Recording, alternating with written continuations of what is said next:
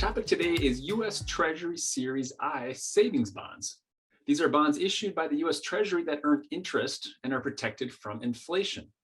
The yields on these bonds have moved quite a bit higher in recent months. We're going to talk about what these bonds are, how they work, a few caveats, and why it may be worth paying attention to these bonds, especially compared to bank savings accounts. First off, Series I savings bonds, as I mentioned, are issued by the U.S. Treasury. They pay an annual interest rate derived from a fixed rate plus an inflation rate. Now, given the inflation levels in the US are elevated, the yield on these savings bonds have become very attractive. Recently issued Series I bonds are currently yielding 7.12%, with the expectation that the rate will adjust again in May of this year and be just over 9.5%. So a bond issued and backed by the US Treasury will be yielding over 9%. Sounds too good to be true, right? Well, let's dig a little deeper and talk through a few caveats. First and foremost, there's a limit on how much you can buy. At this time, you can only buy up to $10,000 per person per year in electronic format. A married couple, for example, can invest up to $20,000 per year. Now, you may be wondering if you can purchase Series I bonds for someone else, such as a child. The answer is yes, with the same $10,000 per year limit. Now, taking this a step further, if you buy a Series I bonds for a child, it is considered an irrevocable gift, meaning you represent to the government that you will spend the money for the child's benefit, not your own. Another caveat is these bonds have a 30-year term with a 1-year minimum holding period. Also, if an investor chooses to sell the bonds before holding them for 5 years, the investor forfeits the previous 3 months of interest. Now, after 5 years, there's no penalty for early redemption. So how do investors access these types of bonds? These are only available for purchase directly through the U.S. Treasury at tresaurydirect.gov.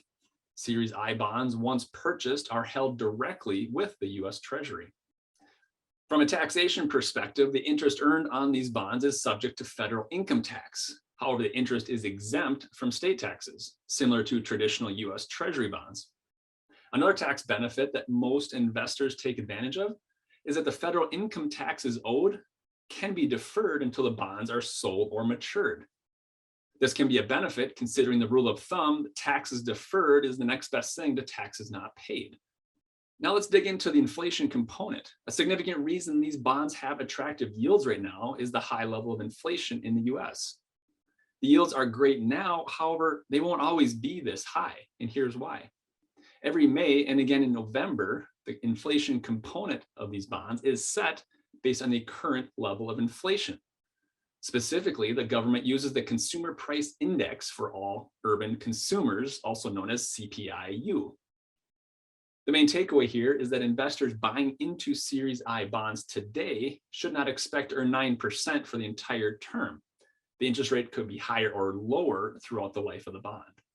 To recap all this information, first off, Series I savings bonds are currently offering pretty attractive yields, outpacing the level of inflation. There are limits to how much you can buy at $10,000 per person per year, and investors must hold for at least 1 year. The interest is federally taxable, however, the taxes owed can be deferred until sold or matured.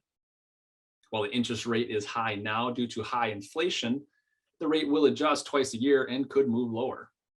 And lastly, even though the interest rate may decrease as inflation decelerates, the yields can still remain attractive, especially compared to other cash type investments. Now, if you have any specific questions on this topic, please let us know.